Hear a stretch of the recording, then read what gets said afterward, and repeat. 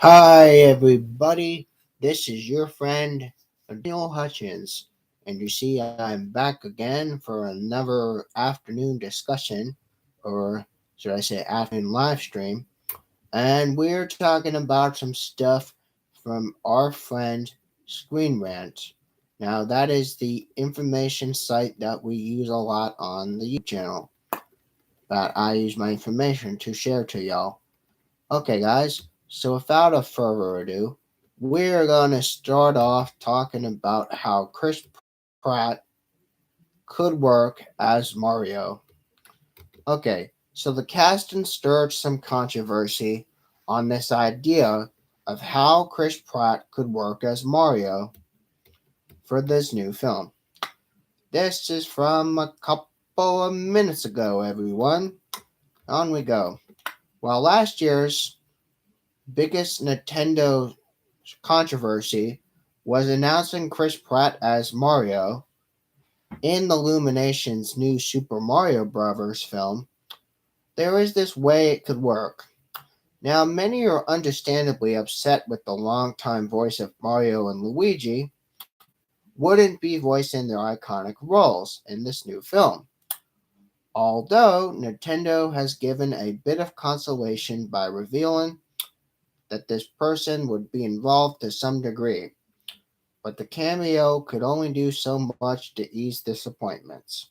The wound only up with more stung more with the news that the Star-Lord actor would also be playing Garfield in an upcoming reboot as well, leading to many jokes and memes about how many big animated roles are going to be where Pratt would cast in. However, there is still hope for the upcoming Super Mario Bros. Film, which is coming. Now, video game adaptations have steadily improved with films like Detective Pikachu and Sonic the Hedgehog. They've earned unprecedented acclaim to the subgenre. Now, Super Mario Bros. Itself boasts a stellar cast of addition to Chris Pratt. You have Jack Black as Bowser. Isn't that crazy? Now, pairing with the Nintendo meticulous control over their property, since the box office failure of the criminally underrated, though not particularly faithful, 1993 Super Mario Bros. Film, the Illumination adaptation should at least carry the spirit of this franchise, regardless of who is voicing Mario. Okay, everybody. However, specifically regarding Pratt himself, there is an approach the film could take in a direction would be a win-win. In interviews with Game Informer, the series creator mentioned that Mario cast, both heroes and the villains, are akin to feeder tropes. The film could adapt this idea into a premise by taking Muppets' meta approach, making Mario game a performance, with a film story focusing on Mario's life outside those performances. They can then voice Mario as a stage voice in games where Pratt voices the rest of the film as Mario's everyday voice. It wouldn't make the Pratt casting perfect though, but again, the number of big animated roles that Chris Pratt is voicing is getting very crazy. But it would give a lot more room to take on his work. Okay, everybody. Firstly, it wouldn't prevent the old voice from becoming overbearing. While this is iconic, their voice is probably hard for them to maintain for long periods. It would also prevent the voice from becoming too much for audience. Mario's signature woohoos and mamma mia and the high pitched voice they use may be great sound bites when playing their game, but listening to the full dialogue in that voice may be a bit degrading and could be hard to understand. Secondly, giving Mario a stage voice might make him stand out among many previous takes on Mario. Just about any job comes with a certain level of performance, whether it is putting on a smile for a customer or trying to be a team player for a boss and coworkers. Regardless of this, the Mario who puts on a similar personality for his job only to sound like a regular dude when he comes home and maybe even gets stressed out by constantly having to be his per game self so much more of the time to make a living off a character the audience could really relate to. Ultimately, guys, this angle would make both the fans and Hollywood happy to see the classic old voice of Mario in some form. The film industry gets to have big celebrities in lead. It would even allow the film to go outside the blocks, narratively speaking. Still, it isn't that the film will take the meta route, possibly being too strange for a 1993 Super Mario Bros. Film. Though it is on the off chance the movie does do something kind of like that. However, maybe having Chris Pratt star in a Super Mario Bros. Movie is not so bad as we think. Okay, guys, so let me know your thoughts about the Chris Pratt Mario idea. And we're gonna keep going, everyone. We're gonna keep going. We're gonna keep going. Yeah, we're gonna keep going. Alrighty, everybody. Okay, so now there is some Star Wars fan art that has imagined what Finn would look like as a Jedi Master. Okay, everybody, fan art again. John Boyega, Finn, gets to re-rise his perfect Star Wars arcs and fan-made fan art, concept arts, to turn him into a green lightsaber wielding Jedi Master. Okay, so Star Wars fan art has perfectly imagined how Finn could look as a Jedi Master. Now you saw he wielded the lightsaber before in The Force Awakens, but only for a short, brief period of time. So in the Star Wars franchise itself, its current state might be focusing more on the TV side. But just a few years ago, it's all about movies. Now, when Disney initially purchased Lucasfilm to revive Star Wars, if you revisited the Skywalker saga with the new trilogies of films, The Force Awakens and the other two, now you get to stand beside classic favorites like Han Solo, Luke Skywalker, and the late Princess Leia. Now, Disney sought to recapture this magic of the original movies in big ways.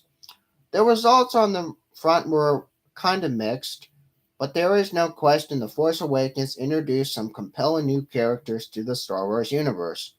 One of these characters was John Boyega, Finn.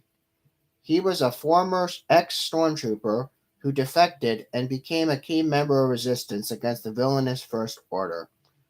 During The Force Awakens, the movie and video game, it positioned Finn to be a fascinating hero to the new Star Wars era, though some later installments began shifting him to one side.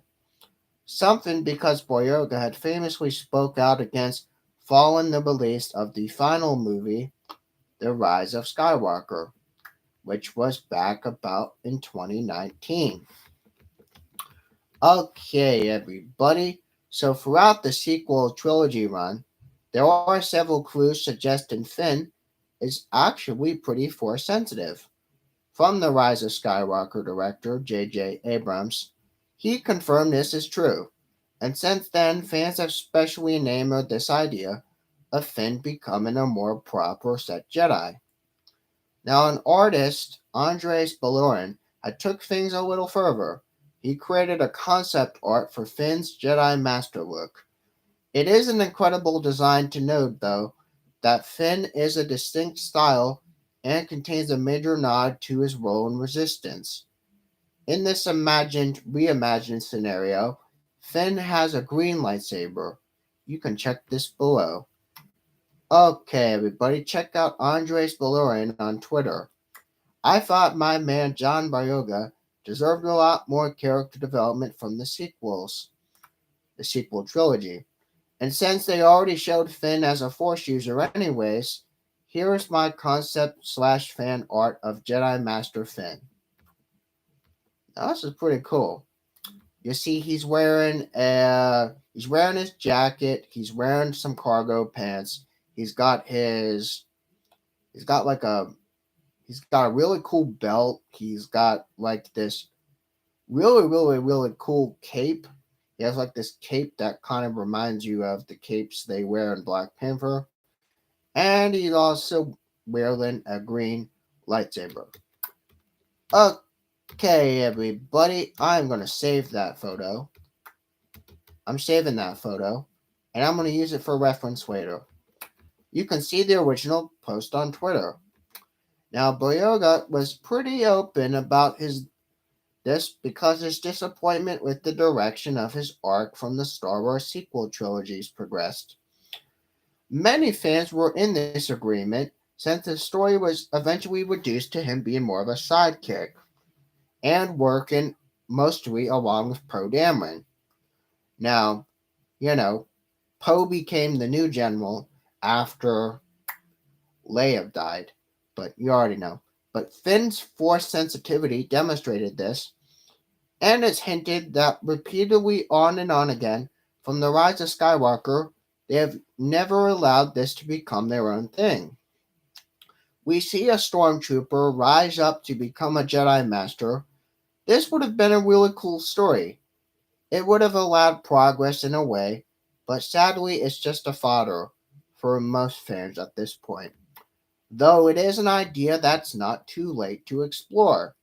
Now, last year, Boyega confirmed he would be open for a Star Wars return for the future, if Abrams was a part of it. Because J.J. Abrams, he is an incredible, incredible man.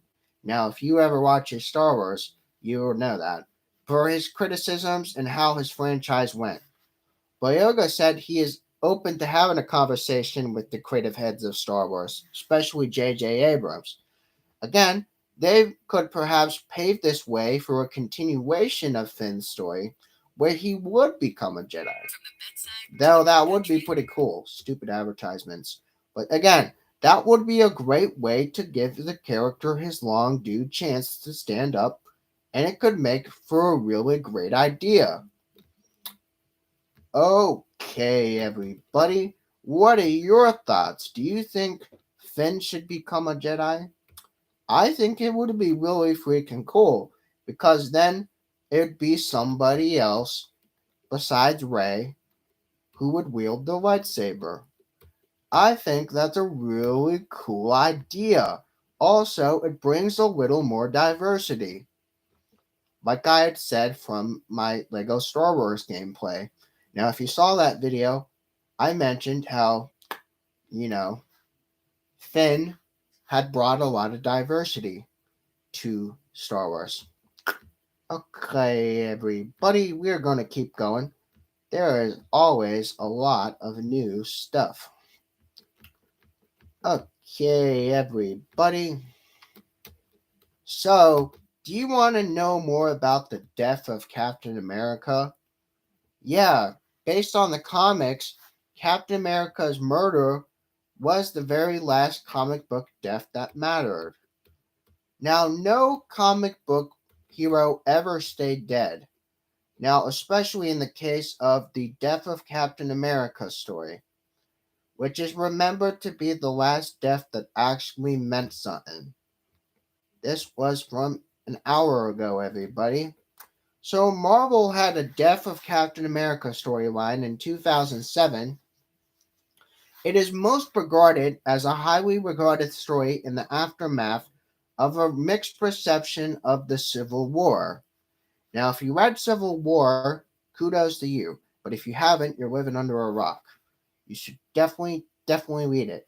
Because I read it and I have the book.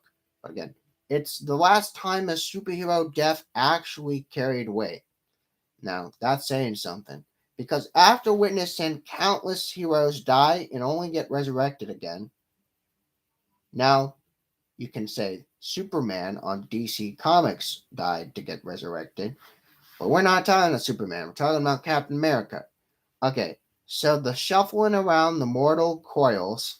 Again, the death of Captain America avoided this problem by arriving at a perfect moment in US history. Okay, even in the early days of comic books, death was a very mere inconvenience for points of no return. Characters die so often, you remember Most we C or D list characters or a major hero that carried a book, such as Batman, Spider-Man, Superman, everyone. But only characters who died during that origin story would remain dead, like Uncle Ben, or Thomas Martha Rain, or Jensen. Now, okay, so Stan Lee brought Captain America to the books as one of his very, very, very, very first creations. He has memorably killed Bucky Barnes to give Rogers some some more needed pathos, and again, Lee despised this trope of a teenage sidekick.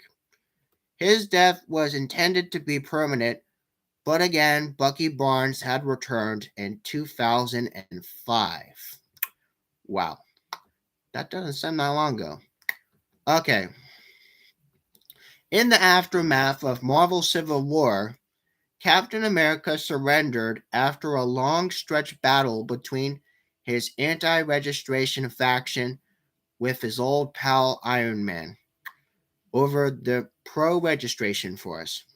Now, Captain America is taken into custody while walking up the steps of the federal courthouse. He is shot by a sniper and he falls down. Heroes immediately surround Rogers, but it is too late to save him because he is dead. Now, this death is rather realistic by a comic book standard, but Captain America isn't killed by a world-ending monster like Doomsday or a sorcerer, but a regular gun. This large-than-life hero is only a man, a mortal, or anyone else. Okay, everybody. I'm going to save this photo again. You see some SHIELD agents. There's this one chick that's wearing the black latex like the SHIELD members always wear.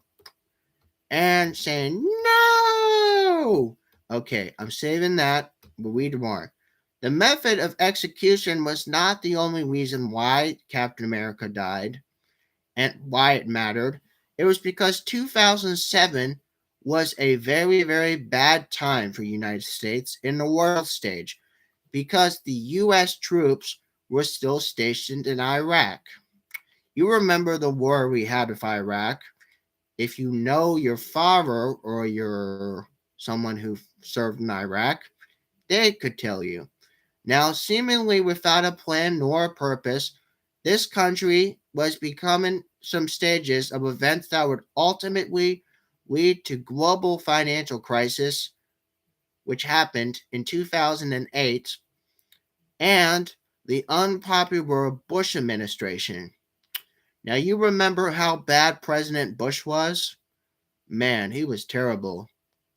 Now, good thing he's not the president no more, though, but the source of ridicule and hatred from the rest of the world. It's not a mere accident or the story in which Steve Rogers was killed. It was titled The Death of a Dream.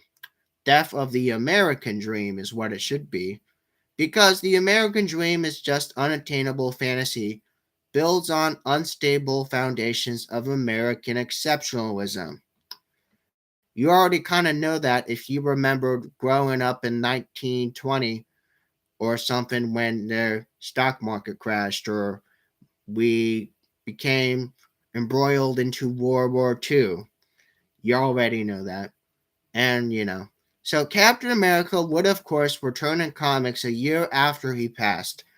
But the story was an emotional corset which never about the loss of one man, but rather than a myth. Okay, Captain America was created before World War II. Now, if you want to know why, it was actually in 1939 he was created. Now, in response to the Nazi aggression and the anti-Semitic attacks on the home front, America was no longer seen as a savior. Perhaps it never was. So Captain America, him dying, had mattered because this creative team realized the country for which Steve Rogers fought was very, very, very, very far from perfect. although that was left to convey the message to kill the perfect man. Okay, everybody. So, let me know your thoughts about if you think Captain America's death mattered. Now, let me know your thoughts. I really, really want you to share your thoughts. It's really important. Okay, we're gonna keep going. Okay, we're gonna keep going. Okay. So, we're talking about Ben Affleck again. Now, you probably would have thought in a million years I would talk about Ben Affleck because Ben Affleck is back. He has more news. So, Ben Affleck improvised Batman's most human DC Extended Universe line, which was a quote, by the way. So, Batman's reaction to seeing Doomsday from Batman vs. Superman Dawn of Justice is one of the most human lines in DC Extended Universe history, everyone. And so it was entirely improvised 2 hours ago. Ben Affleck has improvised Batman's most human line ever in DC Extended Universe. When the hero first laid eyes on Doomsday and Batman vs. Superman Dawn of Justice, these superheroes, Batman vs. Superman, were in many ways larger than life, which made the movie more short to emphasize the almost godlike persona, making Batman Ben Affleck's reaction to Doomsday even more funnier, which is such a setup because the moment he came face to face with his opponent, he couldn't help muttering but saying, "Oh shit!" So a line that almost didn't happen at all. Lex Luthor, that was played by Jesse Eisenberg, one of the worst interpretations of Lex Luthor, has manipulated Batman into fighting Superman, who at the time was Henry Cavill. And Batman vs. Superman movie, and despite the clear power difference between those, Batman has never backed down from this challenge. He and his friend Alfred, who was played by Jeremy Irons, got into many disagreements over his limitation. Now, Batman never seemed particularly concerned about this before or ever, because yet, when this Lex Luthor unleashed this monster Doomsday to finish up the job of defeating Superman, the whole entire mindset changed. Okay, so Batman, he said, "Oh shit." His line went down in history as one of the most human lines ever in DC Extended Universe so far.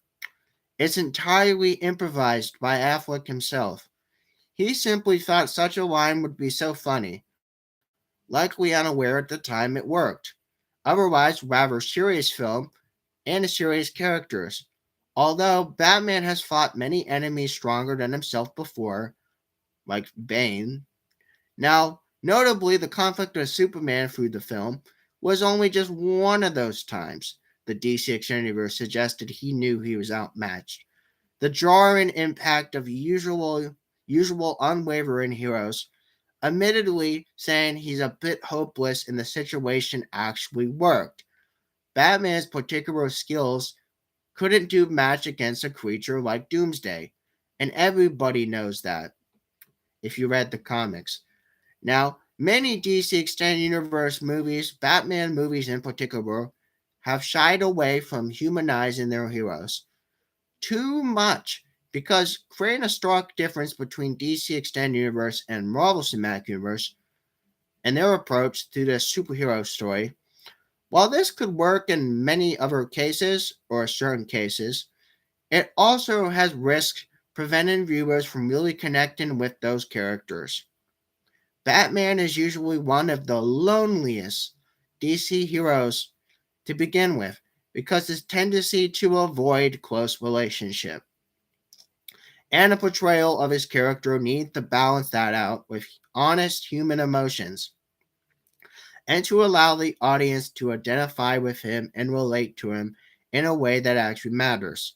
Now, this is especially crucial for a film like Batman vs. Superman. Well, he is the only human in a superhero trio with Superman and Wonder Woman. Wow. So, in much of a DC Extended Universe embracing Batman as a symbol, emphasizing how the bat signal in the sky strikes fear on people in Gotham, their movies need to remember that he is still a person beneath a suit. Although Batman vs. Superman had flaws, Batman humanizing line, "Oh shit," was the one thing he got right.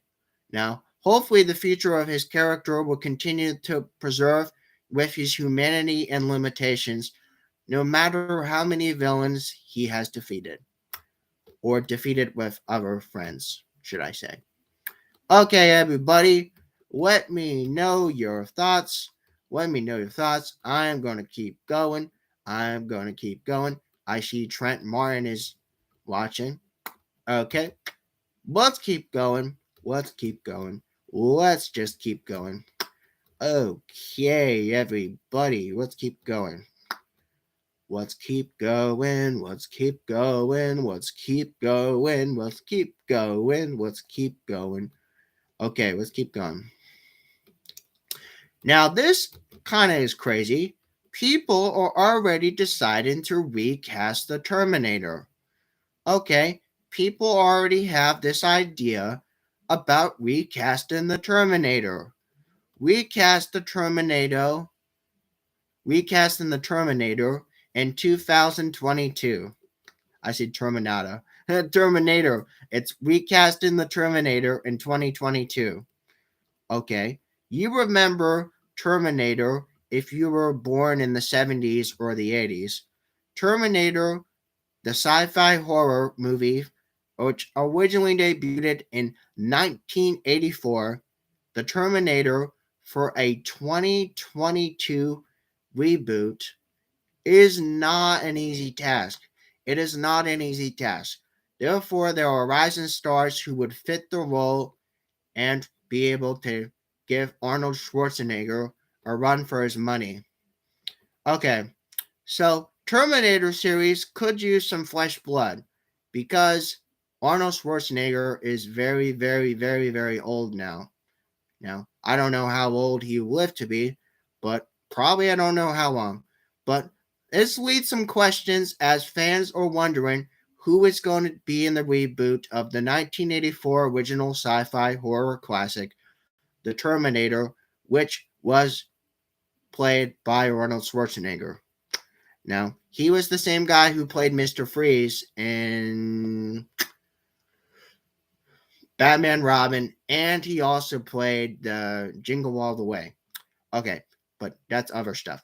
But most recently, in 2019, Terminator The Dark Fate attempt to reboot this canon has fell flat on the wayside, with both of their established franchise fans and their newcomer base.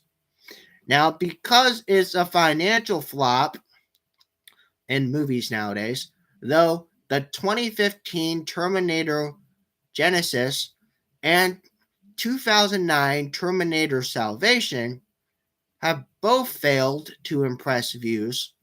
2003 Terminator Rise of Machines was still unable to recapture the success from the two predecessors. You already know that. Because prompting some more fans to wonder whether a remake of the original is even an idea to worry about. Because this has led fan speculation about who can reprise and be casted in a 2022 Terminator movie besides Arnold Schwarzenegger. Because you have to have somebody else besides Arnold Schwarzenegger. Okay, because Arnold Schwarzenegger is getting very, very old. Now, it would be no easy task for a 2022 Terminator remake to recast an iconic character like Sarah Connor, the girlfriend, or Arnold Schwarzenegger, the main hero himself. Eponymous android assassin T800. You already know T800 is the actual assassin name of Terminator, played by Arnold Schwarzenegger. However, unlike many classic movies from the 80s during Schwarzenegger's run, the Terminator does boast one helpful attribute when come to a recast. Their movie's small central cast means that a Terminator reboot would no need to replace too many major stars. There's only five characters: Sarah Connor, Kyle Reese, the T-800, Ed Traxler, and Hal Bukovich, which I'm probably saying that wrong, but whatever. Now, accounting for most of the movie action, these five characters are only the first three play the most important roles. The stripped back, simple chase story of the original Terminator, meaning that a recast of this or a remake of this could only dispense with a naughty chronologi- chronologi- chronological order of later sequels and bring back the intensity from 1984. The classic with a comparative sparse cast. Now that's really, really hard, guys, because here is who would be the best to recast for Terminator of 2022. Okay, guys, you want to know? Here is the list according to people from Screen Rant. Sarah Connor, played by Samara Weaving. Okay. Linda Hamilton's iconic Terminator franchise heroine, Sarah Connor, would be a very difficult character to recast in a remake of 2022. As proven by Terminator Genesis, misguided casting of Emilia Clarke for this role, even a popular lady could struggle to win over the fans of an original battle hard heroine. Now, don't get that mixed up with the drug, because you'd be really stupid if you mix that up with the drug. Because, however, Ready or Not, the star, Samara Weaving, has the horror genre pedigree profile to prove she can be violent, chase thriller, in a Terminator remake, and the charm and screen presence necessary to appease those fans who are loyal to Hamilton take on the role. While Hamilton's tough as nail version, as Sarah Connor, has earned a place in the Sci Fi Cinema History Hall of Fame, Weaving out has has even proven out to be everything from the babysitter movies to Guns Akimbo to Mayhem, and she can combine action movie heroics with a sardonic charm necessary to ground this level story far-fetched for the Terminator. Next on the list is for Kyle Reese, played by Jack Raynor. Okay, it's tempting to recast Michael Brenn's Kyle Reese with a smaller, less tough actor to give Weaven's action movie prowess more room to shine since viewers won't be able to expect the likes of Memorial Cavill in this role. However, the failure of Terminator Genesis, Evil John Connor has proved, subverting viewers' expectations alone are not enough to save the Terminator movie franchise. While casting an actor not known for action role would be an intriguing choice for Reese, this decision must be made based on Thespian's talent, rather than surprise value alone. Now, as such, this actor is better known for dramatic chops like the versatile Jack Raynor could bring to the right level intensity to vulnerability to a time traveling hero, while also not fit in the standard brawny blockbuster star image as reviews viewers may have for this role. Next, the T-800, Jacob Elordi. Okay, so recasting the T-800 would arguably be the most difficult finding a replacement for Sarah Connor in the 2022 Terminator remake. There is a reason the killer robot is the franchise title character. Schwarzenegger is very, very old now. Therefore, instantly recognizable villain has remained beloved by fans for many, many, many generations. Now, most generations of the 70s, the 80s, and some of the 90s. Now, despite all of the Terminator franchise problems, however, completely reinventing the character design while maintaining his imposing physicality or physical stature could help and turn the Terminator franchise into a sliding further into a self-parody. Recent Terminator movies have attempted to transform Arnie to T-800 into a sympathetic father figure to no avail. But to a 2022 Terminator reboot, the recast this character as a more human form of this villain could prove successful by taking the opposite approaches. The original T-800 could never fool any human and encountered and rely entirely on brute force, whereas this version of Terminator, played by Rising star Jacob Elordi, best known for his role in Euphoria as a villain we know, anti-villain Nate, could offer a more subtly scary take on the killer AI by playing the T-800 and a killer that charmed its victims before relying on a Hulk physical presence. Now, next on the list for Ed Traxler, Aldous Hodge. Okay. Ed Traxler, a world-weary cop with no idea how to handle sci-fi he faces, calls to mind David Harbour's Stranger Things anti-hero Hodge.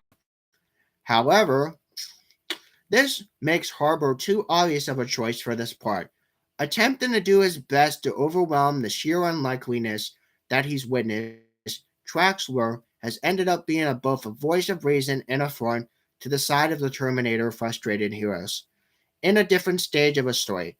Now, to the very end, the Invisible Man supporting actor Aldous Hodge has proven he can take a role of a cop confused by sci-fi villains. He cannot comprehend the turn the thankless part into something that's more believable and sympathetic.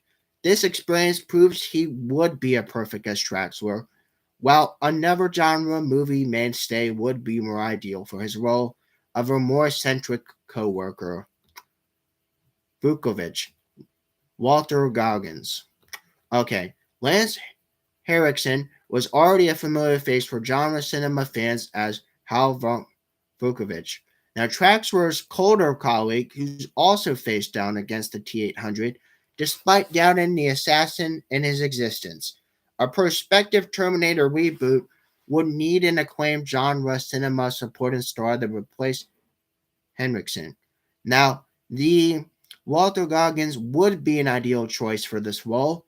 He is an indie star who has played a myriad of quirky, offbeat support characters, and all of them matter of grace and genre fare.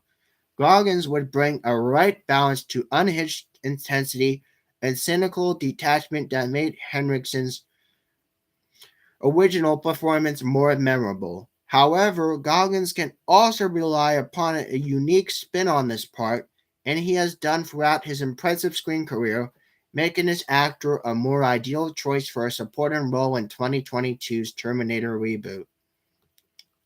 Like Weaving, Raynor, Elordi, and Hodge alike, Goggins has enough in common with a Terminator star, and he would be replacing to feel an accurate homage where also he provides enough difference from his predecessor to feel more fresh and original. Now, Dr. Peter Silberman, John Goodman. Now, even classic movies have thankless parts. Horror veteran John Goodman would be ideally suited for the role of Dr. Peter Silverman in 2022 Terminator reboot, since this versatile star could bring more humanity to a reprehensible role. One of the minor characters to appear in the Terminator franchise was Dr. Silverman, and a stern, stoic, utterly unhelpful criminal pathologist who refuses to believe the Terminator has existed, despite encountering this robot twice.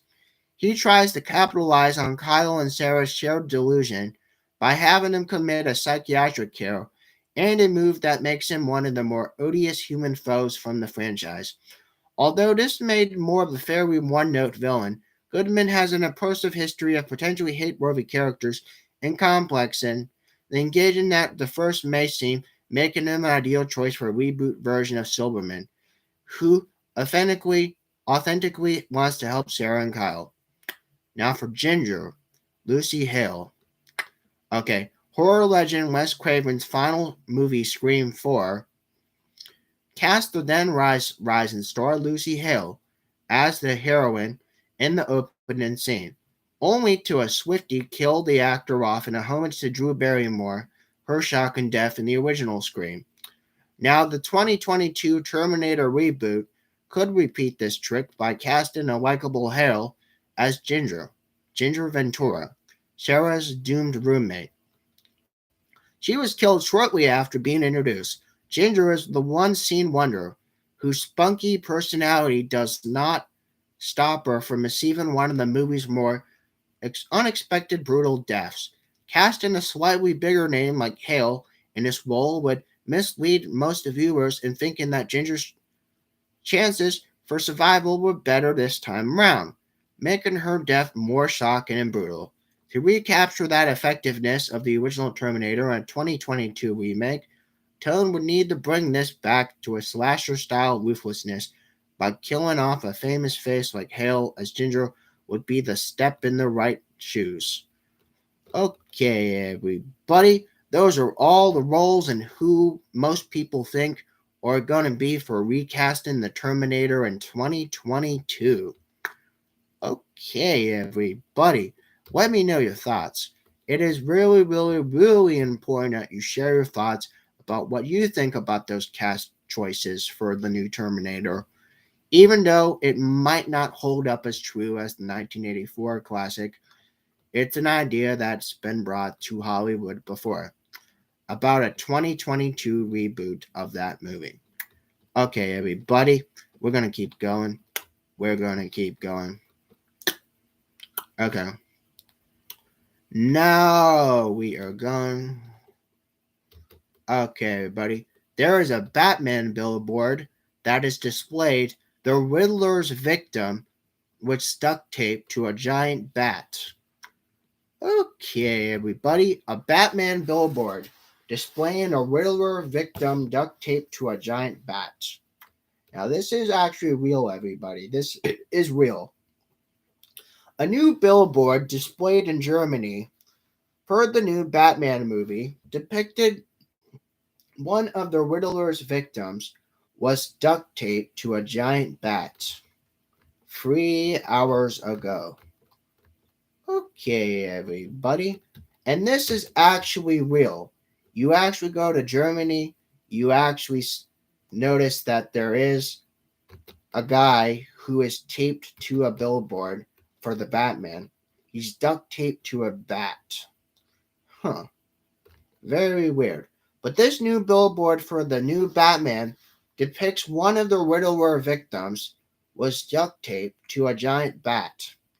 The Batman is the first DC film since 2019 Joker to take the place outside the DC Extended Universe. It is set to feature a new take of the Cape Crusader in the form of Twilight star Robert Pattinson. The Batman is helmed by Cloverfield director Matt Reeves and is finally going to premiere on March 2022. After many delays because of pandemic, aka COVID-19, aka coronavirus. Now, while much is still unknown, the plot of the Batman has been revealed and a story will follow Bruce Wayne in his second year as the Batman. He has to track down the Riddler.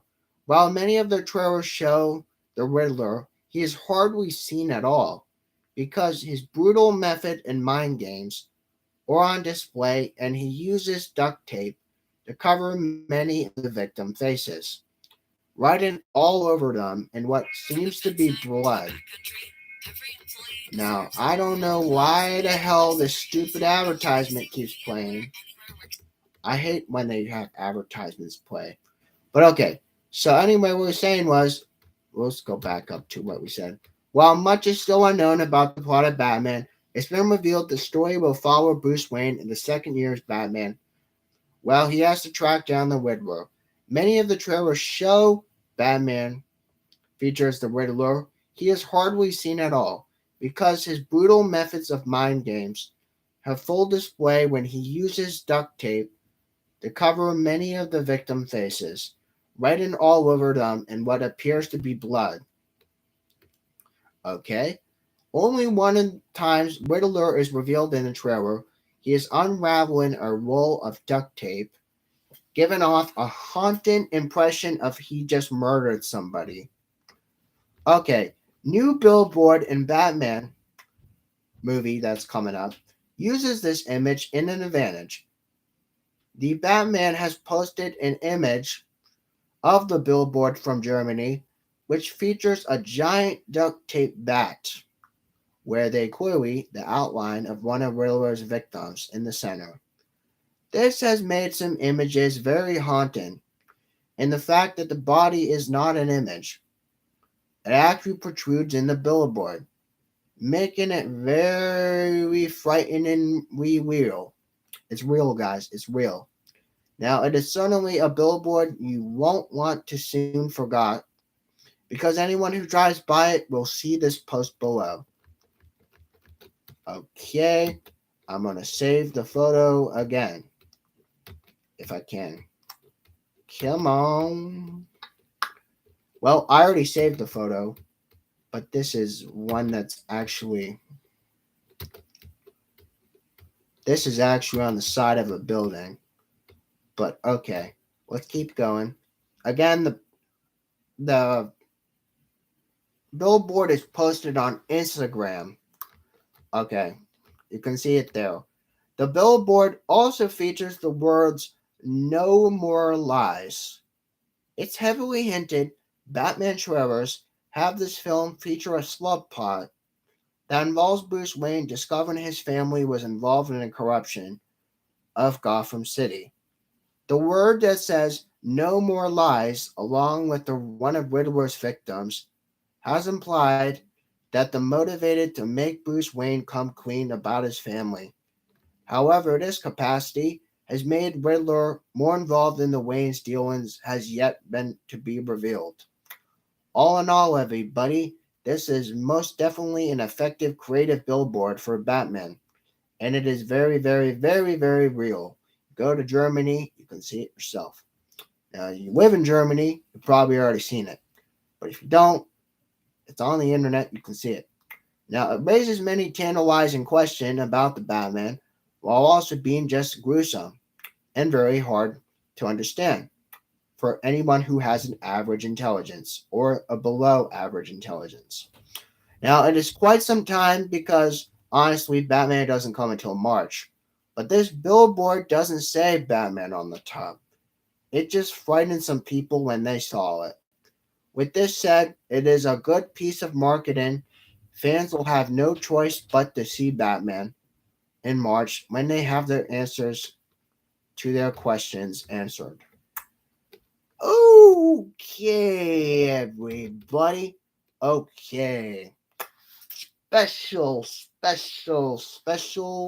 fan requested. A fan has requested a shout out on the channel, but he wanted me to do a fan shout out. Now, Trent Martin, I'm giving you another shout out. Now, yeah, I know initially you originally wanted me to do a shout out on the channel when I was in the Spider Man Dan suit, but that might be in the future. I don't know. But again, yeah, shout out to Trent Martin for following me on the channel. And so, yeah, everything is pretty darn good. Everything's pretty darn good. So, I'm going to close out this live stream. We are almost going 50 minutes in this live stream. This is a slightly longer live stream than Spider Man Dan Part 1. But again, check out that new February Spider Man Dan Part 1. Check it out. Let me know your thoughts, and you have an awesome, awesome, awesome day. And again, Spider Man Dan is going to return in February. He's going to probably return in a couple of days or something. So make sure you stay up to date on my videos and you wait until that appearance. And when you see it, you'll see it. And again, you guys have an awesome, awesome, awesome rest of your afternoon. And I'll see you guys around a little later. Again, I'm just chilling. You see, I got my coat on because it's cold downstairs. I'm in my room, obviously. You see my Mandalorian poster, my Black Panther calendars, my Island calendar, and I have my poster board covering over my Black Widow poster. Now, if you guys who are my longtime subscribers noticed, I have poster boards over my Black Widow poster. The reason why I have poster boards over my Black Widow poster is mainly because of the controversy from it last year. And I just didn't decide to move the poster board.